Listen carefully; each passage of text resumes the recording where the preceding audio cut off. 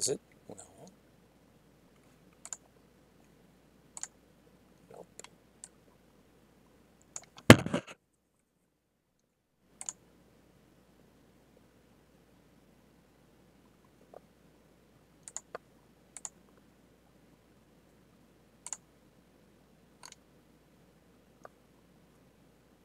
I'm live.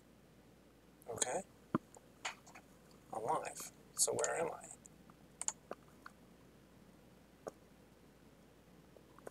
Hello? Who was ever out there? Hello? I'm a little confused here because I'm telling people a link that is apparently not the link. So, sorry, give me a moment.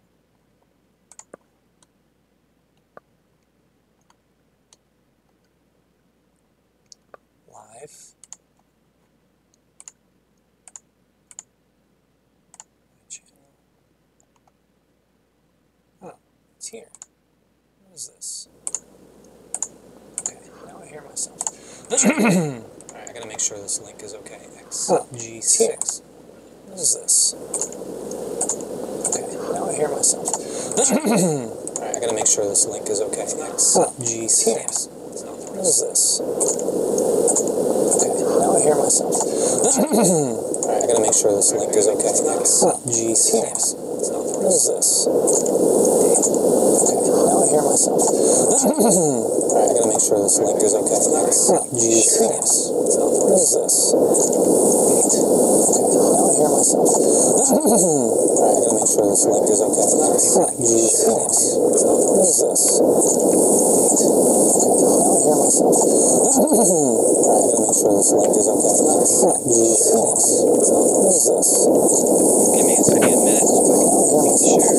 Recreate the share. Should make sure this link is okay. A couple minutes. And then, what is this? People know. Give me, I need a minute so I can complete the share. Recreate the share. Should make sure this link is okay. A couple minutes.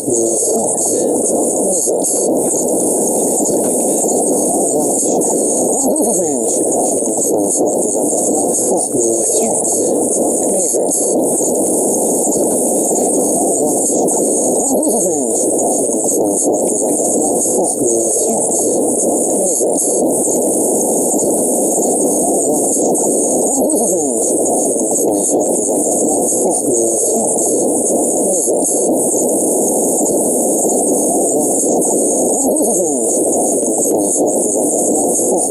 need a minute so I can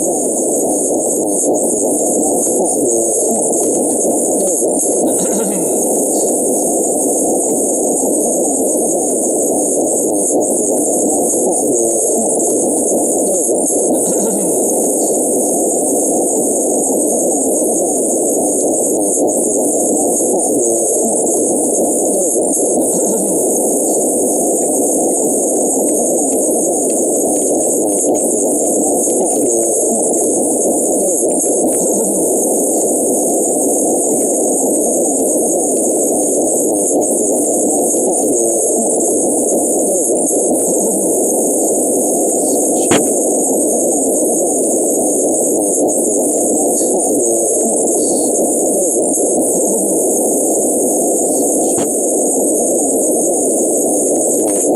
link is okay. A couple minutes. Live stream. And then, Amazing.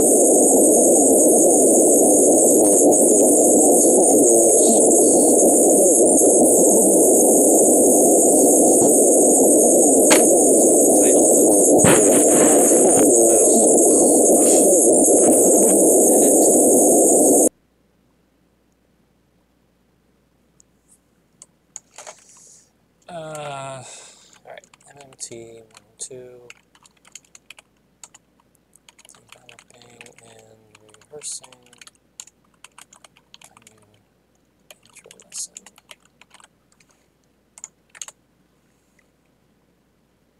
Save.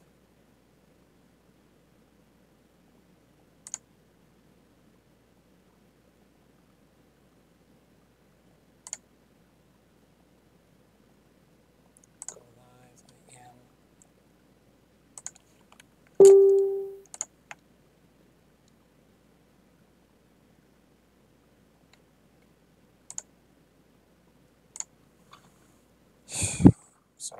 whoever's out there, I'm sorry. This is new. Here we go. Sorry, whoever's out there, I'm sorry. This is new. Here we go. Sorry, whoever's out there, I'm sorry. This is new. Here we go. Sorry, whoever's out there, I'm sorry. This is new. Here we go. Sorry, whoever's out there, I'm sorry. This is new. Here we go.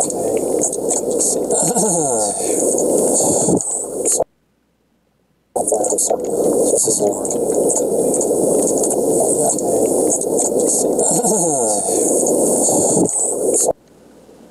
I'm sorry. This is new.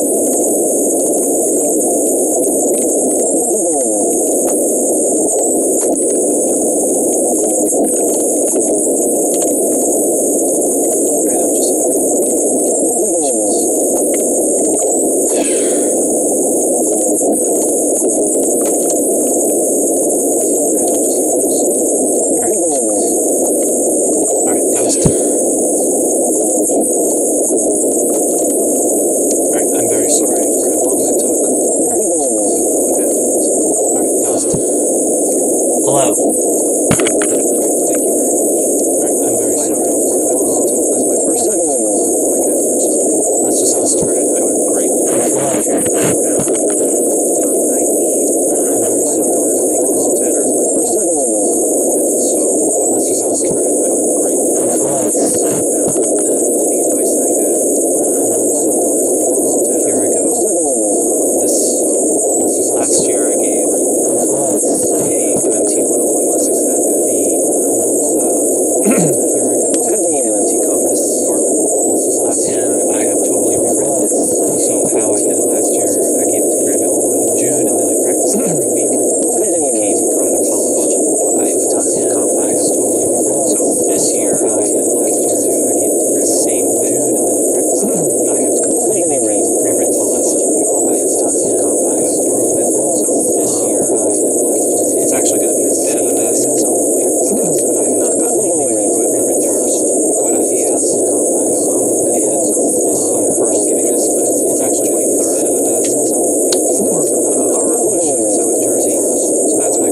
is to present it there for the first time.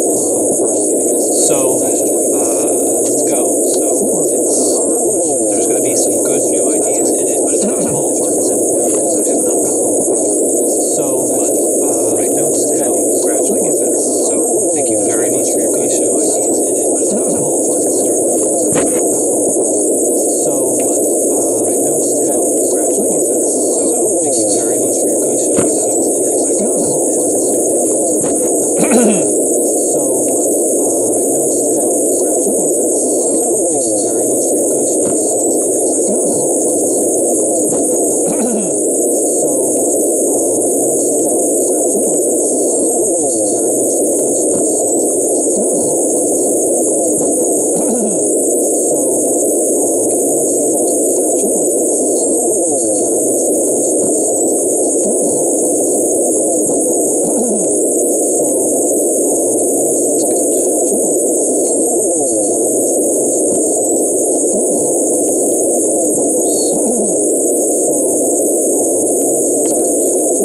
through. Okay, so first thing is my elevator pitch. So, MMT demonstrates that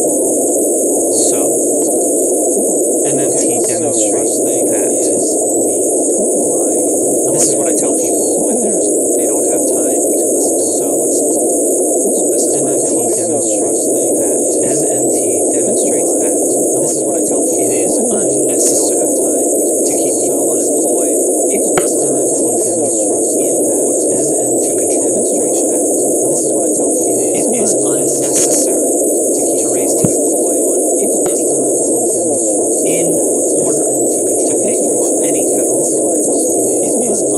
It is unnecessary to reduce the military in order to pay for any federal. This is what I tell people. It is unnecessary the military in order to pay for any. Test 1 2 3. Test 1 2 3. Can you hear me out there? Yeah, there you go. All right. All right, here we go. Gosh, just one thing after another. All right, so this is my elevator pitch. I hope there's some people out there willing to give some comments so I can see what's going on. This is my elevator pitch. This is what I tell people when they don't have time to listen to a full lesson. So, MMT demonstrates that it is unnecessary to keep people unemployed in order to control inflation. It is unnecessary to raise taxes on the wealthy or anybody in order to pay for any federal programs. It is unnecessary to reduce the military or any other federal program, Social Security, Medicare, anything, in order to pay for other federal programs.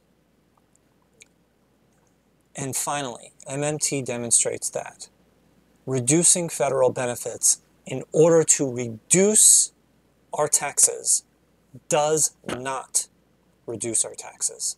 So that's what MMT demonstrates. And now I take that knowledge, and this is what is revealed to me. This is me talking now, not MMT. What the knowledge of MMT has revealed to me is that controlling inflation and preventing a ballooning deficit and debt and preventing raised taxes are not the goals. Rather, the fear of inflation, the fear of blowing a hole in the deficit, the fear of raised taxes, the fear of a ballooning debt and its interest, and how the debt will bankrupt our grandchildren when the bills come due. These are not the goals, but the tools to achieve the actual goal of keeping us unemployed and impoverished, just enough so that we remain dependent on the wealthy and the for-profit private corporations in order for our day-to-day survival. Just enough so that we can't stand up and demand better. Because power is relative. And the only way that the powerful can stay powerful is to actively keep the powerless powerless.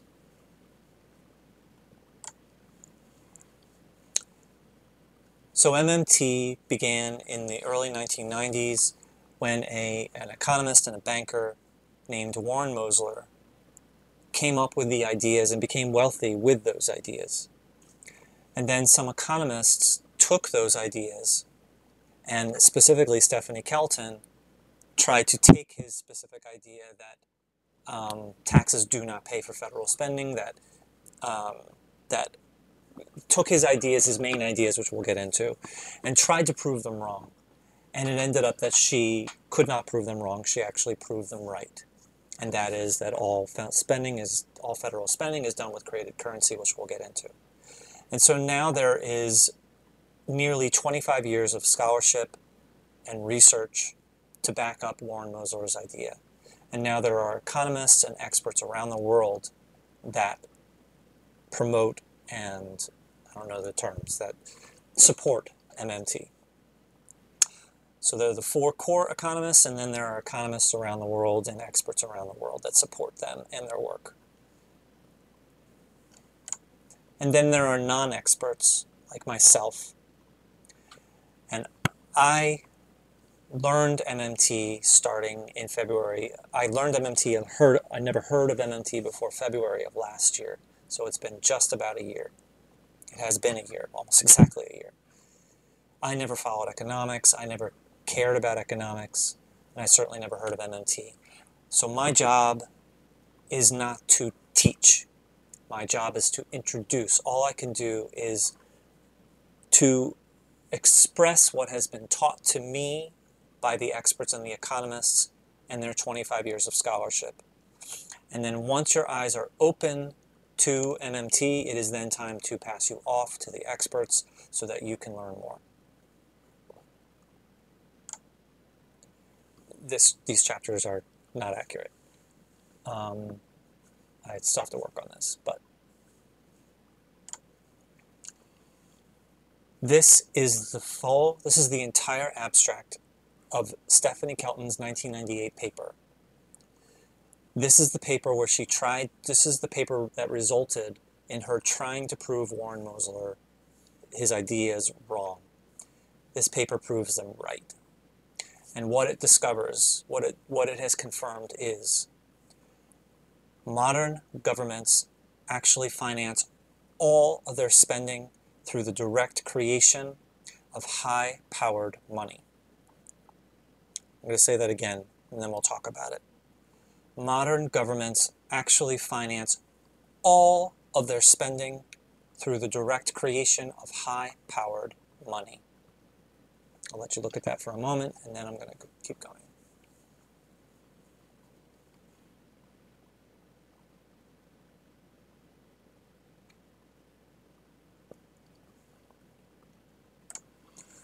Okay, so what it means is that every single dollar of federal spending since the beginning of the country has been paid for with created currency.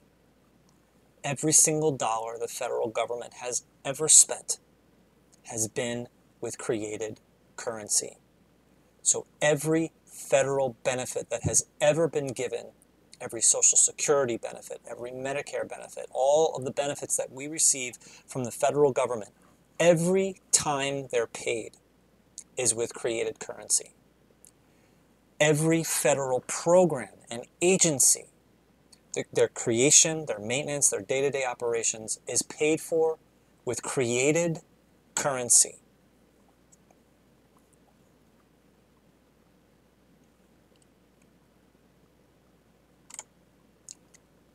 Every single salary of every federal employee, every in every organization in the federal government, Congress, the White House, every federal organization, every time their salary is paid, it is done with it is paid for with created currency every single time.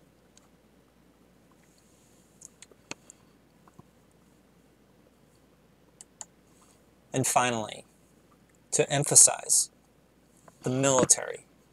The military is a federal program, federal entity. The military, every single person, and every single piece of equipment is paid for and has always been paid for with created currency. Every soldier, officer, medic, and so on. Every tank, jet, ship, artillery, and bullet, and so on, is and has always been paid for with created currency. And think about that, because how many times have we heard, I don't want my taxes paying for war, I want them paying for healthcare? How does that make sense, knowing that every military thing has always been paid for with created currency every single time? So we're going to get into that. But it doesn't make sense to say, I don't want my taxes paying for war, because war and military and everybody in the military is paid for with created currency. So something's off. And this is not just a curiosity. This has enormous and profound implications.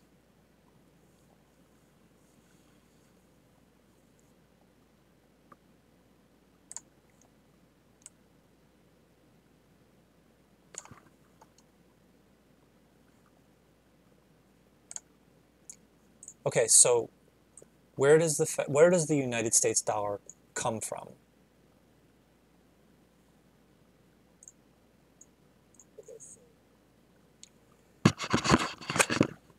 Yeah. The Constitution of the United States, Article 1, Section 8. This is what declares the power of Congress. And in that section, it says the following. Oops, what happened? In that section, it says the following. The Congress shall have the power to coin money and then regulate the value and so on and so on. And to dole out punishment if someone tries to create it, anyone else tries to create it. Notice to coin is a verb. We're not talking about metallic coins. We're talking about to coin, to create, to coin, such as in to coin a phrase. To create money. So the Congress is the only entity that is allowed to create money. And Article 1, Section 8 is still in effect today, because the only way it wouldn't be is if there was a constitutional amendment to override it, and none exists. So where does the US dollar come from? This is a two-part question, a two-faceted question. Number one, who actually creates it and how is it done? And number two is who authorizes it to be created.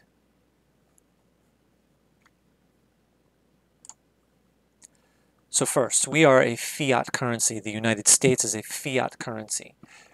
We can create the money because we decide to create the money. Fiat means by decision or by decree.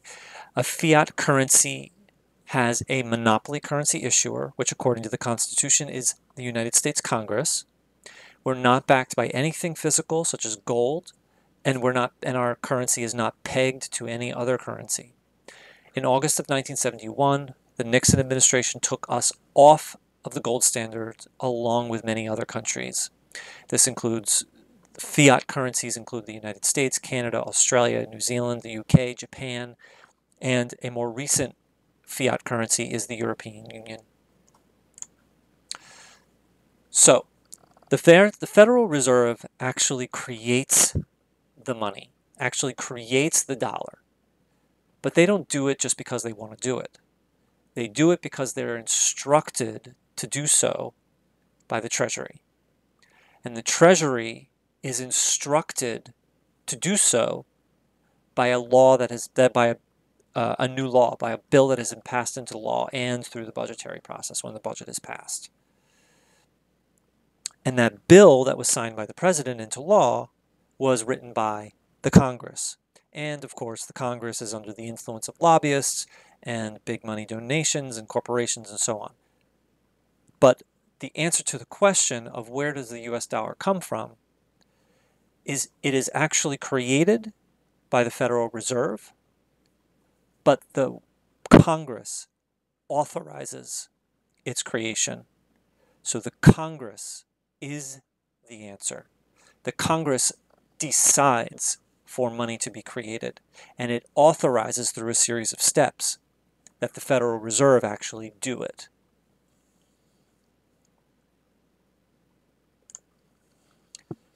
So Congress is the monopoly currency issuer. They're the only ones that are allowed to create the dollar. They're the only issuer of the dollar. And everybody else that uses a dollar is a currency user. Me and you and our families and our companies and our households, the cities and towns in which we live, the states, and even other countries as far as it concerns the United States dollar, even China and Russia are users of the United States dollar. They're users of the currency. We are all currencies. We're currency users. We are all the same except for just the quantity that we use. So here's a bill. Congress has written a number into a bill. $2,700,000,000 for 2019 for a bill that is being proposed right now by Elizabeth Warren. When this bill is passed into law, if this bill is passed into law, that amount of money will be created. It is authorized to be created after the budget is passed and so on. But that is a number in a bill. Congress has written a number into a bill, and that number is what they say it will take for this bill to become a reality. That's what it will take. That's how much money it will take for this bill to become a reality in 2019 and 2020 and 2021 and so on. $2,700,000 a year. So let's take a step back. Before we get into how the Federal Reserve actually creates the money, let's describe how the Federal Reserve actually exists from our point of view. So you and I and local businesses, we have bank accounts in our local Wells Fargo bank. I have a bank account in a Wells Fargo on Main Street about 7 minutes away. And let's say that the people in this town, in this bank, have a total of about $300 million in bank accounts in this bank. And then there's another town, a more wealthy town. And the people and the businesses in that town, which is on a street called Big Road, a local branch, has a total of about $2 billion in bank accounts for the citizens in that town. And then there's all of these Wells Fargo around the country. All of these Wells Fargo have people and companies that have bank accounts, and each of these banks have a total amount of the bank accounts for the people that are their customers. All around the country. All of these Wells Fargo branches around the country. And all of them are of course managed by Wells Fargo corporate. And Wells Fargo itself, the bank, Wells Fargo Bank, has a bank account at the Federal Reserve. You and I have a bank account at our local Wells Fargo, and Wells Fargo has a bank account at the Federal Reserve.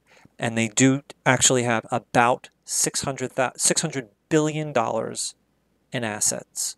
They have a bank account at the Federal Reserve with just about $600 billion in it. That's what I meant to say. They have a bank account at the Federal Reserve that has $600 billion in it, just about, roughly. The Federal Reserve is the central bank of the United States. It is the bank of the banks. It is the bank's bank. So here are other banks that have accounts at the Federal Reserve. the Wells Fargo number is accurate. The others are just total guesses. So all of these banks have bank accounts at the Federal Reserve. Capital One has $690 billion. Chase and Santander Bank and TD Bank, all of these banks, every one in the United States has a bank account at the United States Federal Reserve. And it really is a spreadsheet. They have a spreadsheet at the Federal Reserve with the name of the bank and how much they have in their account. So you and I have a bank account at our local bank. The banks have a bank account at the Federal Reserve. We call our bank accounts bank accounts. They call their bank accounts reserves. It's just terminology. Their bank account is called reserves. So here is the reserves of these banks at the Federal Reserve. And of course, the Federal Reserve itself has no bank. They have no bank. There is no global bank, and there's no universal bank. The Federal Reserve is the top level bank in the country, and for the United States dollar, in the world. So let's give an example. Let's say that the Federal Reserve is going to create money and that Medicare for all was just passed into law.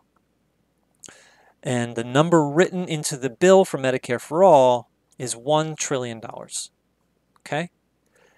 And one of the pieces of this bill was passed into law, and the budget has been passed, and now $1 trillion, the Federal Reserve has been commanded to create $1 trillion in order to make this law a reality. And let's say that there is a construction company, and this is the company where I work. I work at ABC Construction Company in Pennsylvania, and in their bank at TD Bank, ABC Construction Company has a bank account with $100,000 in it. That is their current bank account. Medicare for All just passed into law, and they have been contracted with the United States government to build an addition onto a new wing onto a local hospital in order to make Medicare for All a reality. And this contract is for $300 million for this one company. So this is what happens. So we have Medicare for All, we have $1 trillion, and then $300 million has been deducted from TD Bank, has been deducted from the total of Medicare for All. And then we take that $300 million and we put it into the reserves of TD Bank. So their reserves have gone up by $300 million, and they are given the instructions to increase the balance of ABC Construction Company in Pennsylvania by $300 million. And that's what they do. So now ABC Construction has $300,100,000 in their bank account, and they are legally obligated by their contract to build that wing onto the hospital in order to implement the law of Medicare for All. And that is what it means to create money. This is a spreadsheet in a computer. And they go in and they change the reserves from $450 billion for TD Bank to $450 billion, $300 million. And just because they changed that 0 to a 3, that's how you create money. It's just a number in a computer. It's just a flick of a finger on a keyboard. And the same thing with the bank. Took those reserves and changed 100,000 to 300 million 100,000. Just because they created that number, that changed that number in the bank account, that created money in that company's bank account. And this is no different than if you managed your children's allowance in a spreadsheet, and your 9-year-old had $36 and you wanted to give him $6. And you went into that spreadsheet and you changed the value of your 9-year-old from 36 to 42. You have just created $6. That's what it means to mark up an account. You're marking up an account because you changed a number in a cell in a spreadsheet. That's what it means to create money. That is how the Federal Reserve creates money. So Ben Bernanke, who was the chairman of the Federal Reserve during the Great Recession, the Great Financial Crisis in 2008, during congressional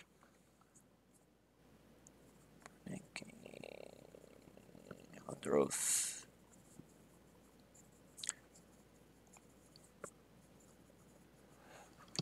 Ben Bernanke gave congressional testimony in, when was this? In 2013. And he was asked under oath to the Congress, do you create reserves? And Ben Bernanke said yes. And then they said, do you print money? Are you printing money? And he said, not literally. Now let's take a look at what he actually meant when he said that. We're not literally printing money, but we're sort of printing money. That's what he's saying. But let's hear him say it in his own words.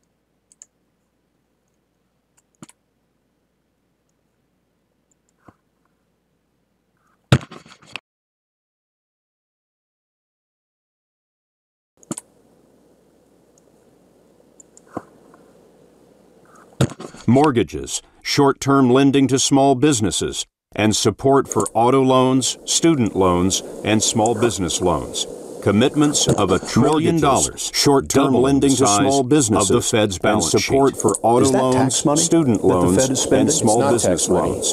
Commitments of $1 trillion, short-term lending to small businesses, of the Fed's balance support for auto loans, student loans, and small business loans. Use the computer to mark up the size of the account they have with the Fed. So it's much more akin, although not exactly the same, but it's much more akin to printing money than it is to borrowing. You've been printing money well, effectively, and we need to do that because our economy is very weak and inflation is very low. When the economy begins to recover, that'll be the time that we need to unwind those programs, raise interest rates, reduce the money supply, and make sure that we have a recovery that does not involve inflation.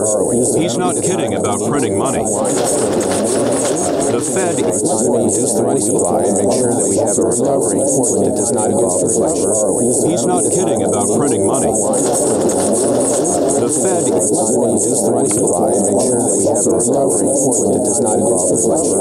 He's not kidding about printing money. The Fed reduce the money supply and make sure that we have a recovery that does not involve inflation. He's not kidding about printing money. The Fed. Whoa. All right, I don't know what's going on with the sound. I need some help. I mean, I can watch it later, but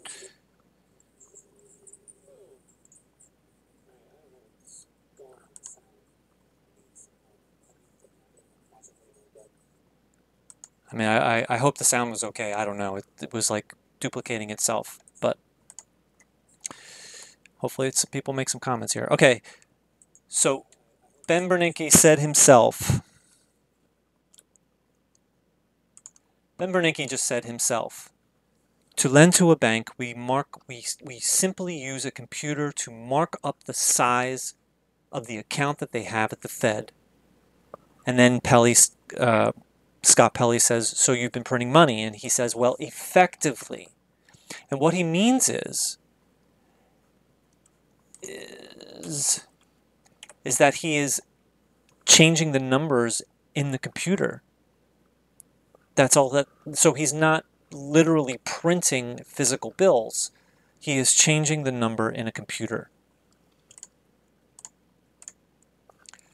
All right, next chapter. The Pony for All Act of 2018. So Hillary Clinton in her book, then this chapter is going to emphasize that money doesn't matter, only resources matter. And this chapter is intended to really explain what that means. So the Pony for All Act of 2018. Big echo. Yeah, all right. I got to figure that out. Thanks, Jeff. Okay. So Hillary Clinton in her book said, it's nice that you want to give everybody a pony. Everybody would love a pony, but how are you going to pay for it? Yeah. All right. I'll figure that out afterwards. I believe myself is okay. So Hillary Clinton wrote her book. Stephanie Kelton was inspired from that to write this article in the LA Times, and then that is what inspired me to create this chapter. So we're going to go on the assumption that the Congress and the president have agreed to do something completely ridiculous, and that is to literally give every American a pony. And so the exercise that we're going to do in this chapter is to actually write that bill. So the current situation is that we have 320 million Americans and we have about 500,000 ponies. So demand far outstrips the supply. And that's a very bad situation. So we must make these roughly equal. So the ways that we can do that is we can decrease. Okay, thanks, Jeff. The only ways that we can do that is we can decrease supply, we can increase demand, or some combination of the two. So we don't want to decrease demand because the whole point of this act is to give everyone a pony. We could, kill people or deport people, but that really goes against the spirit of this law, this bill. So instead, we're going to increase supply. We could do that with robotics. We could do that by importing ponies from other countries, but that's probably not going to make much of a difference at all.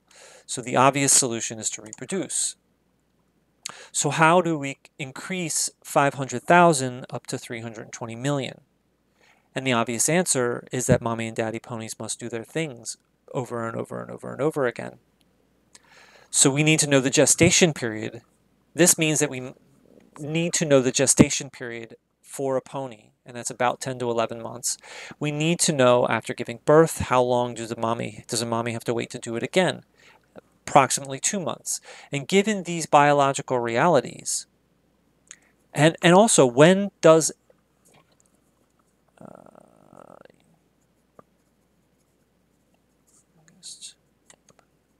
and also when is what is the youngest that a pony can give birth as well? So all of these things, all of these biological realities, what does that mean as far as increasing our current population of 500,000 to 320 million? And that is about very roughly 20 years. So we can feed and care for and shelter 500,000 ponies as we have been doing for a long time. That's not a problem. But now the population is exploding and we're going to need more supplies. We're going to need more food and water and farms and fencing and shelter and horseshoes and so on, and people to care for the land. We're going to need to educate all of these people to do more, to do all of these things, to take care of this food and distribute and grow, to educate millions of more blacksmiths and veterinarians and caretakers and breeders, and to distribute all of these things around the country. All of this 320 million must be spread around the country because it's a lot, and also because we need to bring it closer to the people that are going to actually have them. So this is going to create a new industry with a lot of new good jobs. And this is an excellent side benefit, but it is a side benefit. It is not what the most important thing is. So now it's 20 years later and we have 320 million ponies. And now it's time for the people to pick them up. And we have the best staff. And it's perfectly organized and there's no chaos. That's not the problem. That's not a problem. But the people don't know how to take care of ponies and we need to train them. Their homes have not been prepared to take care of ponies and we need to prepare their homes. And all of these supplies that we just talked about, blacksmiths and farms and food and so on, are all needed at a micro level for all Americans. And what do we do when they die? Replacement, disposal. These are all issues. With this amount of ponies, this is going to be an issue. So this is the full life cycle. This is what it takes to create 320 million ponies, to give every American a pony. This is our bill. But let's say that we want to force it to happen in 5 years. Let's say that instead of 20 years, someone comes in and says, you know what, that's not acceptable. It needs to happen in 5 years. It's really important. You are going to make it the law. you are going to have severe consequences if you don't make it happen in that time. But to make it easier for you, we will throw $10 trillion at it. As much money as you need, it doesn't matter. And what's going to happen if we try and do this? And the answer is that nothing will happen. It's not going to happen because we just determined that the biological realities of these ponies is not possible, and to all the supplies and distribution that is necessary is not possible to happen in less than 20 years. No amount of money can change biological processes. No amount of money can change how fast all of these animals and supplies can be distributed. No amount of money can change how quickly we can educate these people to be veterinarians and blacksmiths and so on.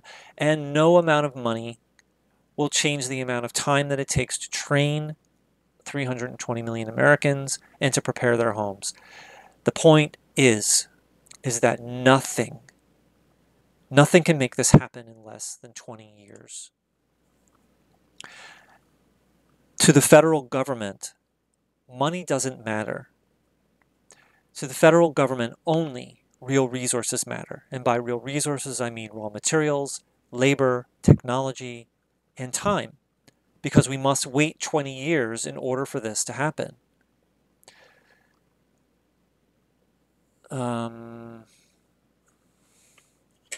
Skip. The following.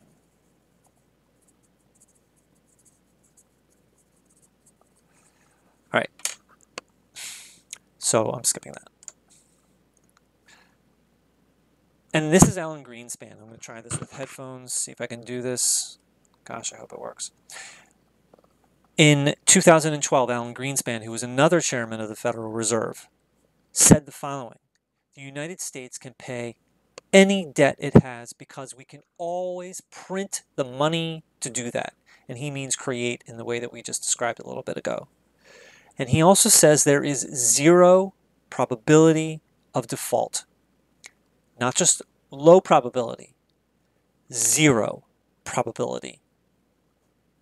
So I'm going to try and play that video, see if it works. Hopefully there won't be echo.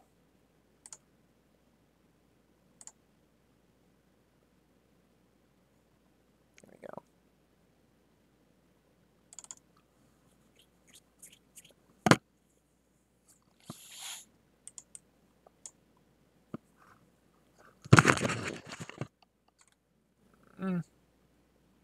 This is not an issue of credit rating. Are U.S. Treasury bonds still safe to invest in? Very much so. This is not an issue of This is credit not rating. an issue. Are U.S. Treasury bonds The still United States safe can to pay invest in? any debt very much. This is not an issue. This is not an issue. So there Are is U.S. zero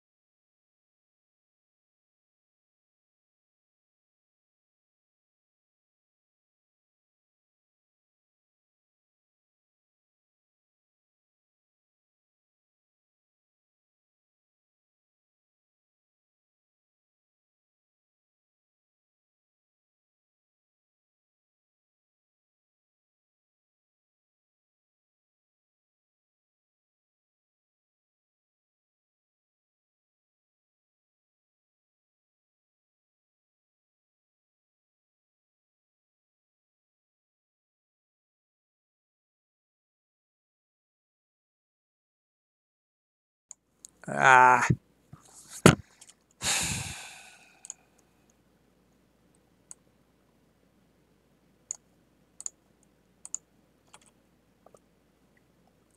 All right, well, gotta say that again.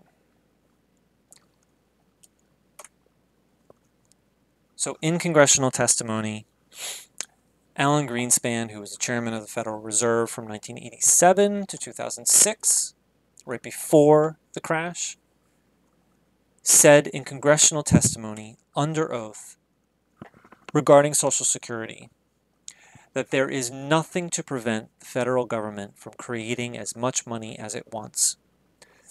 It is not a question of money, it is a question of the real resources, if they can be created when the benefits come due. When, in order to purchase, that wasn't right, that the real resources are created when we give the benefits to the people, and that benefit is cash, so that they can purchase real resources with the money that the government gives them. The money doesn't matter.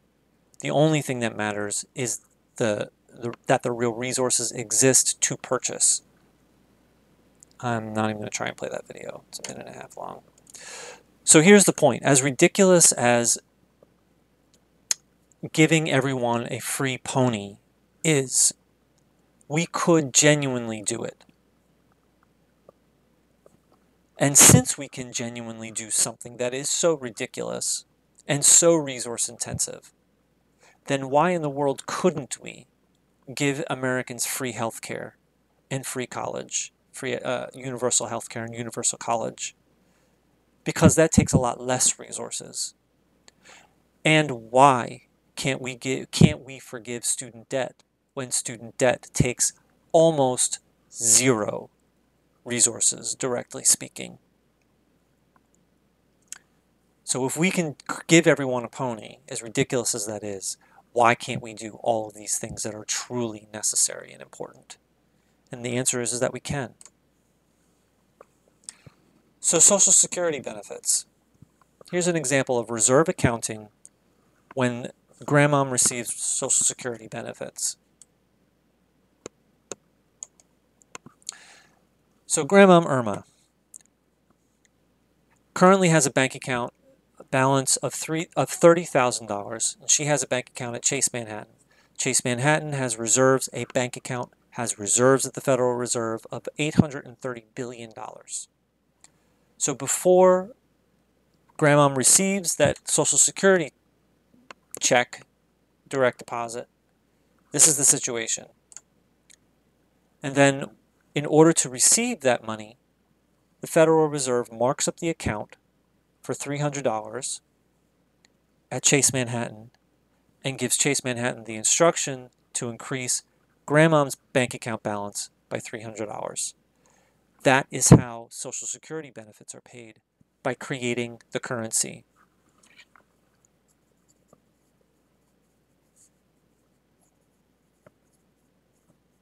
And I should say that this, how I'm demonstrating that the currency is created, is accurate but has been simplified.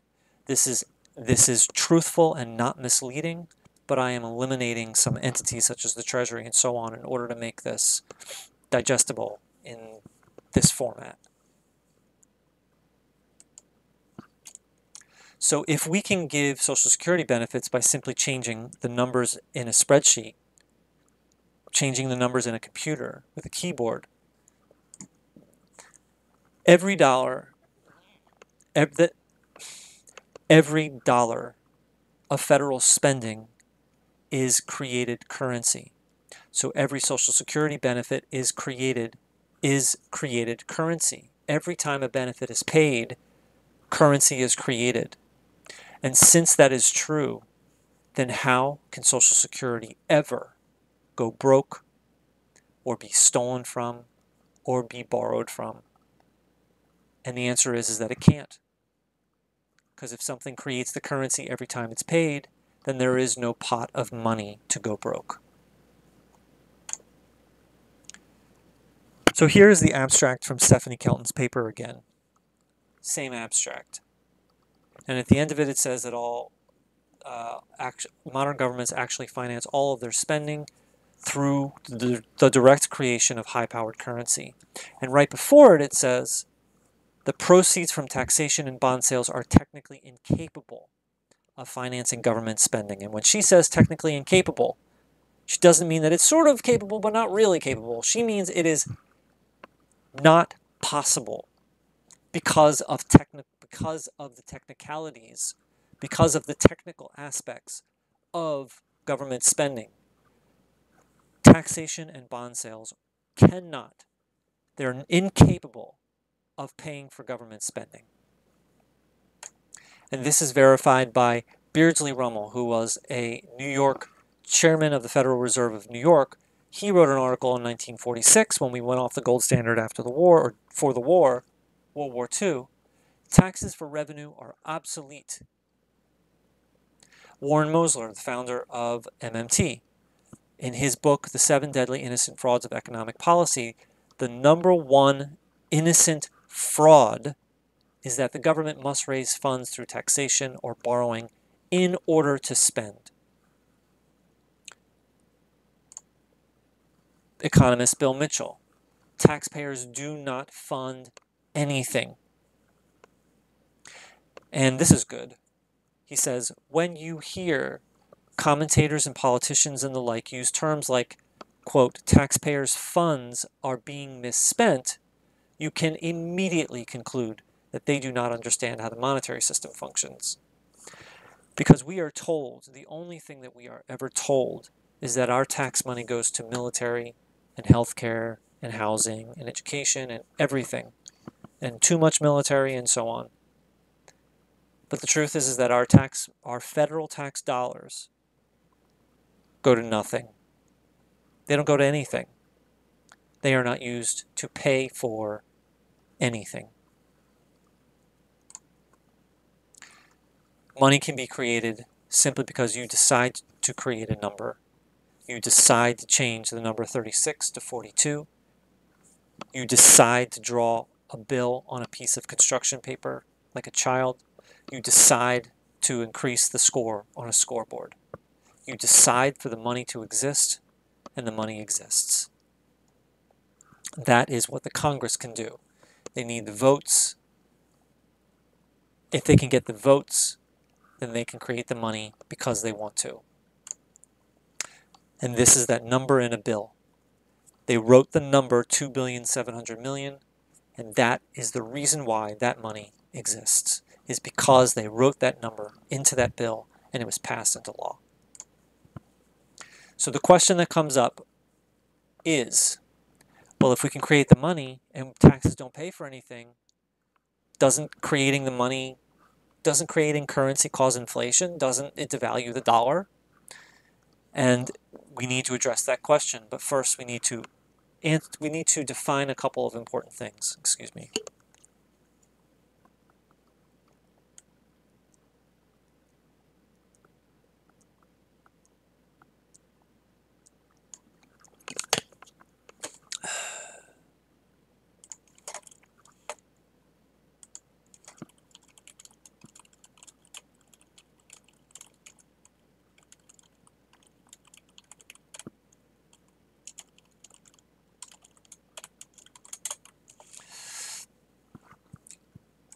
Okay. The big lie that we are told, wait a minute. Okay.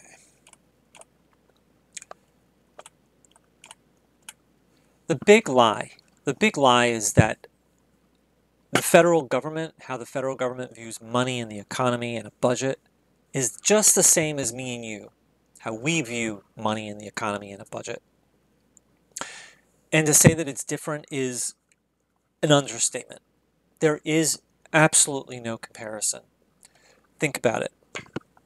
When you and I go to a bank and we borrow $100, the second they give us that money, assuming they want to give us that money, if they believe that our financial history and background and employment makes it so that we can actually afford to pay them back, they decide to give us that loan. And the second that we get that loan, we are in debt for $100 plus interest. So we have $100. but we also have a debt to that bank for $100 plus interest. The bank now has a debt of that $100 for us, but they also have an asset to collect that $100 from us and to do whatever it takes to get it back from us if necessary. There is no equivalent situation for the federal government. The federal government, the purpose of a government is to compel the people to use its real resources, its raw materials, labor, technology, and time, to compel the people to use its resources at its disposal for the benefit of society, what they determine benefit means. And money is the incentive that the government gives the people in order to do this. If the Congress can create the money, and since the Congress can create the money, and they are the god of the United States dollar, they have no bank. They have the Federal Reserve who does their bidding, but they don't go to a bank and ask for money like we do. And since the Congress is the god of the United States dollar, what does it mean for someone like that to be in debt?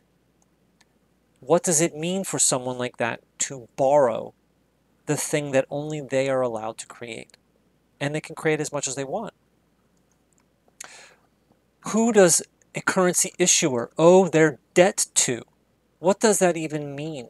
The god of the United States dollar owes their own money to somebody else? Who do they pay it back to? What does that even mean? How to pay back.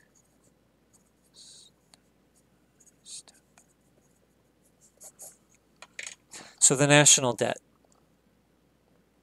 The national debt just crossed $22 trillion. This is the national debt. The national debt is our savings. It's our savings. It's the money that we have in our bank accounts and investments and wallets that we don't owe to anybody else, that we can do whatever we want with.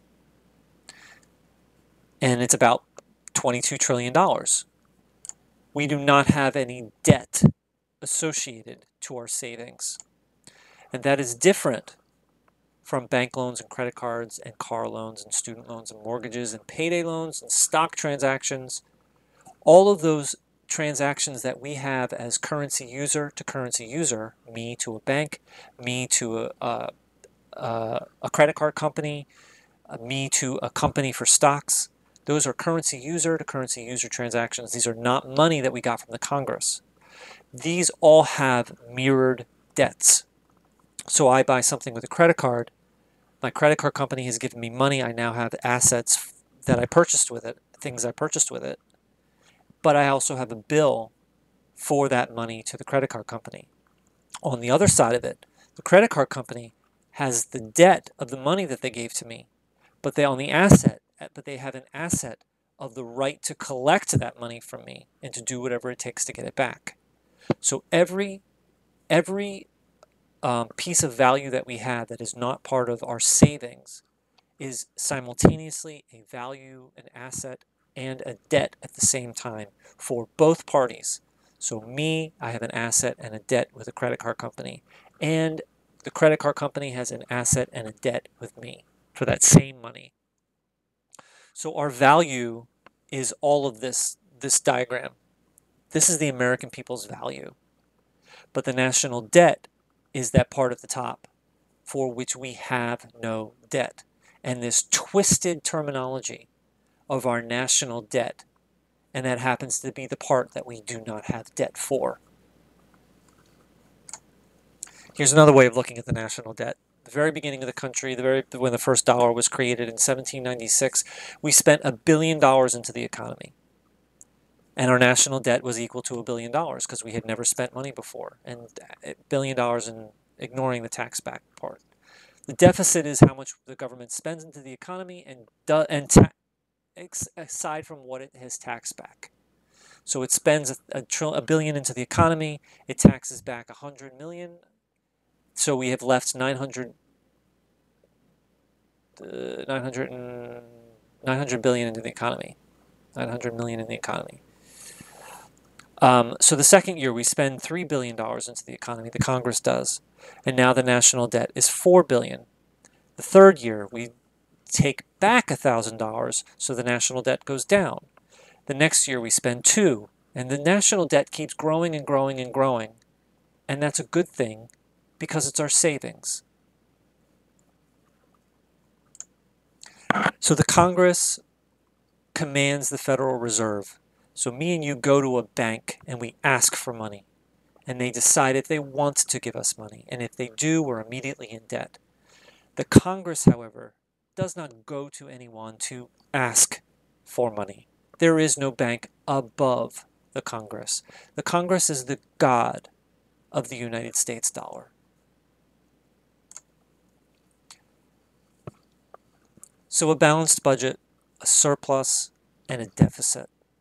The federal deficit is how much the government spends into the economy, except for the part that they tax back. So they spend $100, $1 billion into the economy. They tax back $100 million, and there is still $900 million in the economy. That's the deficit, and the debt is the accumulation of every year's deficit. So for me and you, a deficit is we say we have a budget of $100 this week, and if we spend exactly $100, then we have a balanced budget. We did a good thing. We were fiscally responsible, probably lucky. If we had a surplus, we budgeted $100 for this week for all of our expenses, our children, our food, our gas, and so on. And if we only spent $85, then we were under budget. We had some left over. That means we were even more fiscally responsible, probably more lucky. And if we budgeted $100 and we actually spent $120, then that means that we had to dip into our savings. We had to pull out a credit card. We had to take out a loan. We had to ask to borrow money. That means we went over budget and we were fiscally irresponsible and probably just a little bit unlucky. But this is completely opposite world for the federal government, and a reminder of what the federal government what the purpose of a government is, which is to coerce the people to use its real resources to do what it defines as the benefit, to use the real resources for what they define to be the benefit of society. So the government spends $100 or $1 billion. They spend $100 into the economy, and if they tax it all back, they tax $100 back in April, how much is left in people's pockets? And the answer is zero. If they tax back everything they spend 100 into the economy, they tax 100 back. The people have nothing left. They can pay their taxes, but they cannot survive. They cannot accumulate any savings. They cannot have any money in their wallet. They cannot invest. And yet this is what the news tells us is fiscally responsible. A surplus is the same surplus. The government spends $100 into the economy, and they tax back even more. They tax back 120. So now what do the people have left in their pockets? Less than zero.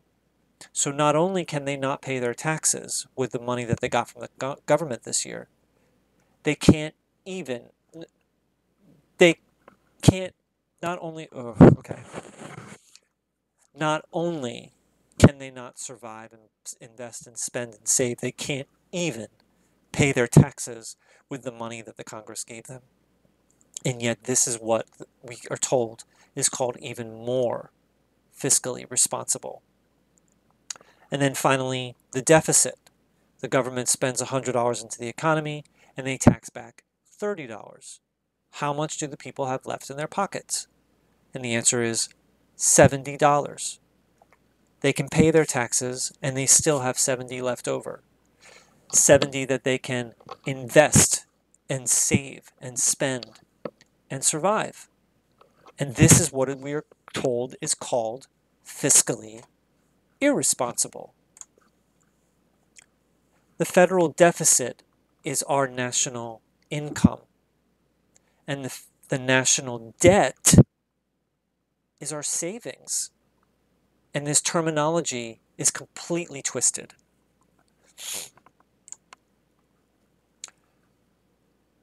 the deficit, the federal deficit, is the only thing that gives the people value. This is the only thing that and the only thing that gives us value is the only thing that we are told is fiscally irresponsible. We are told that we are going to blow a hole in the deficit. And what they are saying is that it is irresponsible to give savings to the American people.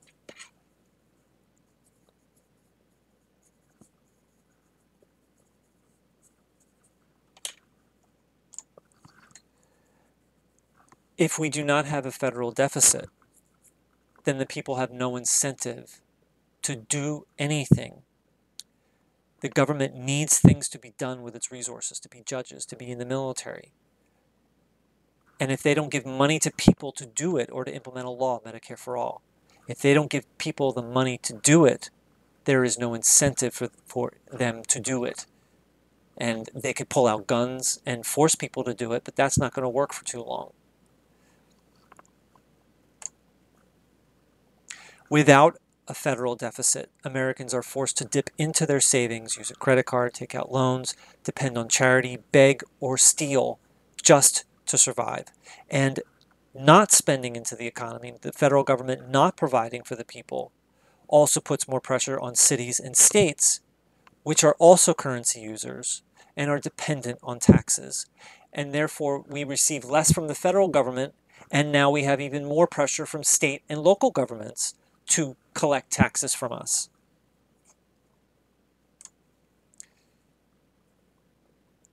Okay. So if we create the currency, doesn't that cause inflation? Doesn't that devalue the dollar? And there are a number of answers to this. Let's see if there's any comments. Nope. Okay. There are a number of answers to this. Doesn't creating the currency cause inflation? Doesn't creating the currency devalue the dollar?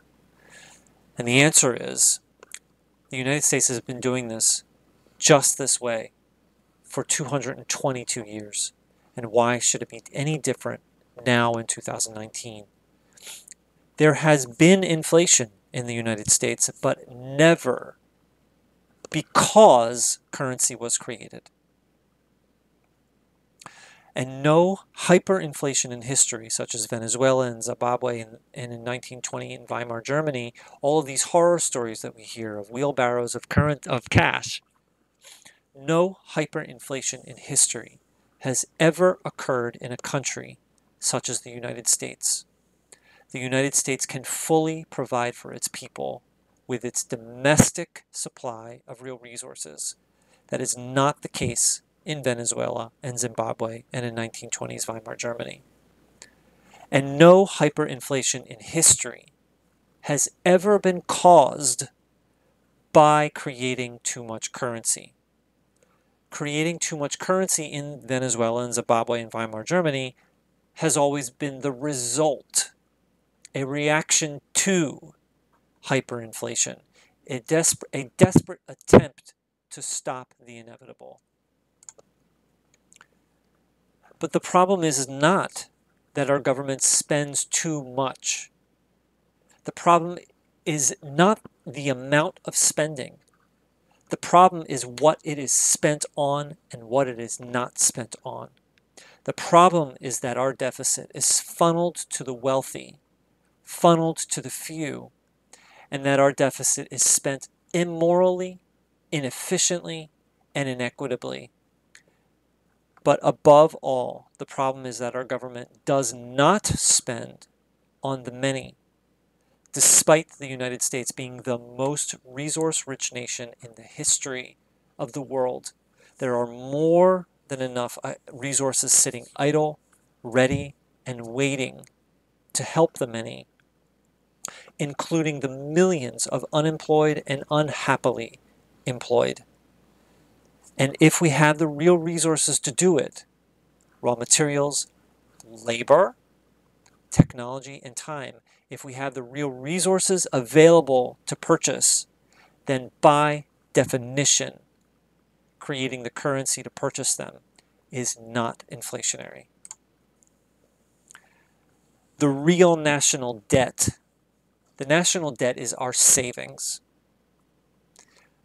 But the real national debt that will actually bankrupt our future generations is global warming, is climate change, is environmental devastation.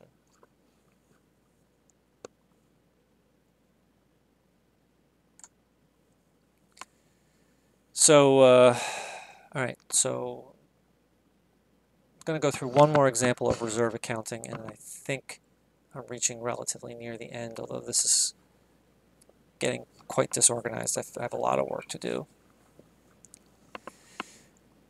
So I work at ABC Construction. What is it? 75 ABC. So I have a bank account in Wells Fargo, and I have a job at ABC Construction Company. My company has a bank account at TD Bank. So here's TD Bank's reserves and Wells Fargo reserves at the Federal Reserve. So I receive a $100 paycheck. I receive a $100 paycheck from my company, and the check has TD Bank on it. My balance of my bank account is $1,000. The balance of my company's bank account is $100,000.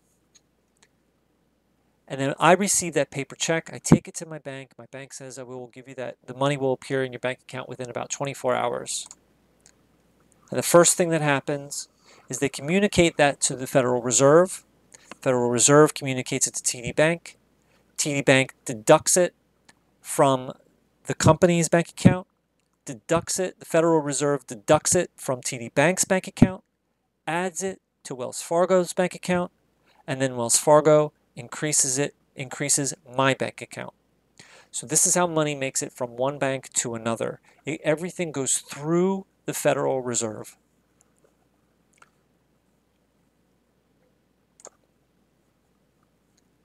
And one final example. My company has to pay taxes. They have $100,000 at TD Bank. They have to pay $15,000 in taxes. So they send a check to the Treasury, to the federal government. The federal government instructs TD Bank to deduct $15,000 from the company's bank account, and then the Federal Reserve deducts $15,000 from TD Bank account, TD Bank's reserves. And that money disappears. That doesn't go anywhere. We have simply changed a number down, just like when we gave our children allowance.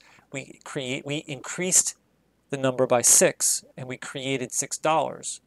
And just like if we erase, the child draws a bill onto a piece of construction paper, and creating that bill creates money. And if we erase that bill, that money goes away. And it's the same thing here. When we pay our taxes, the money disappears simply because we changed the number to be lower.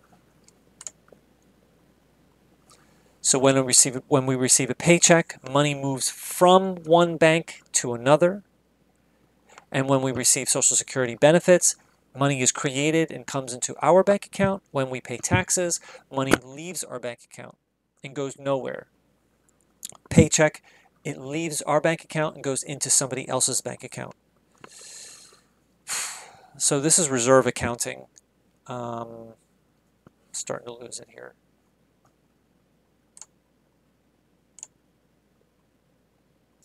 So the final thing.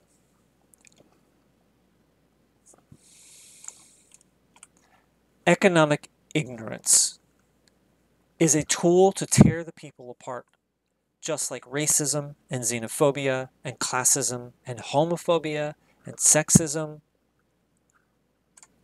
Economic ignorance is a tool to tear the people apart.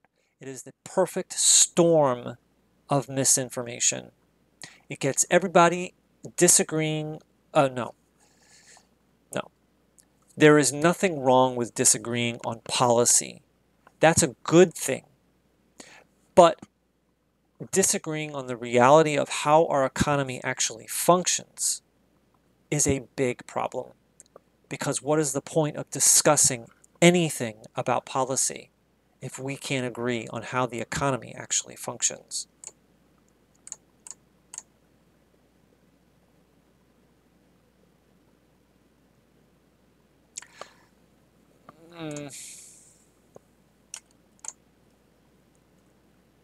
I'm skipping. So when we go to our Congress, when we go to our representative and we say, we want universal health care and we want it tomorrow, and then they turn to us and they say, oh, I wish I could. There's nothing more than I want to do than to give it to you because I know how much you need it and want it and how much it will help you. But I can't because of the debt and the deficit and fiscally responsible. And how are you going to pay for it? And almost all of us fall for this trap, and it's a trap. It's a trick. And we spend most of our time, we go back to the drawing board and we argue and we debate on how we're going to pay for it when it is nothing more than a matter of changing a number to be higher, to marking up an account. And every time we come back with our new numbers, we just fight more and more and more over the numbers. And the truth is that they just don't want to give it to us because they're paid to not give it to us. And they hide behind these economically inaccurate things in order to pretend that it's not under their control, that it's somebody else's fault, that it's the economy's fault, that they can't give us what we really need. They want to give it to us. So here's the technical answer of how are you going to pay for it. And that is, we are a fiat currency. And if we have the real resources to do something, that if you wanted to do it, you could choose to create the money to do it. Now that's the real answer. That's the technical answer. But this is the real answer that I believe should be said when we are asked by our representative of how are you going to pay for it. And that is this. We will pay for it by getting you out of office and replacing you with someone who will never ask that question again. And they will do whatever it takes to get the job done. And until that day, 100% of our energy and time will be spent making your life a living hell until you either give it to us or you get out of office. So why don't we have single-payer health care? And this is what I said about in the elevator pitch in the very beginning. Because it has nothing to do with health care. We don't have universal health care because they want to profit off of us. They want to profit off of our sickness and our suffering and our death. But that's not the biggest thing. An even bigger thing is that we don't have universal health care because they give health care to our jobs so that our jobs can use health care as a weapon. So we won't stand up to them and demand better. So we can't stand up to our bosses because if we did, we risk health care for us and for our entire family. So we don't stand up to our bosses. But that's not even the biggest thing. The biggest thing, in my opinion, is that not giving us universal health care and a federal job guarantee and a living wage and so on is that it chains us to our job. So we can't afford to leave our job, we can't afford to stand up, and we can't afford to run for office. Because if we could do that, then we could replace our corrupt representatives, our corrupt government, and make government that cares about the people more than big donations, money, and power. That's why we don't have health care and free college, universal health care and universal college. What is that?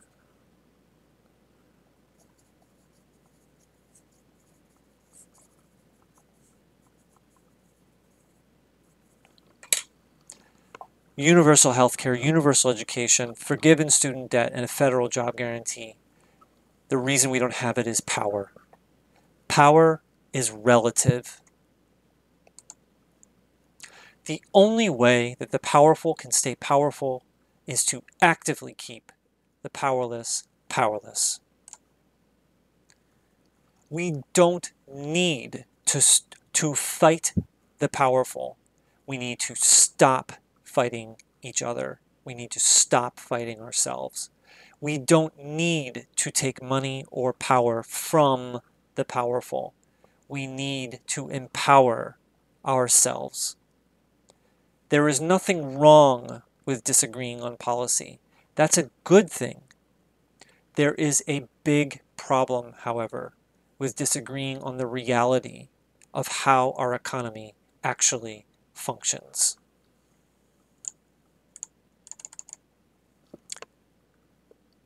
That's it. Thank you. No comments at all. I see a few of you are there, and I'm glad you're there.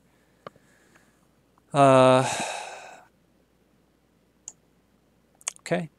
Thank you very much for being with me. I guess I might consider doing this on Facebook because I need feedback, and I'm not getting any feedback. Thank you, Jeff, for all your stuff.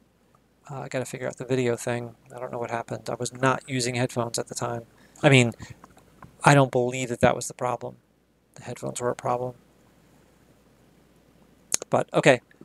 Thank you. This is take one. It needs a lot of work, but I hope that it's clear that there are some good ideas in there. So enjoy your night. Enjoy your holiday tomorrow. See you later.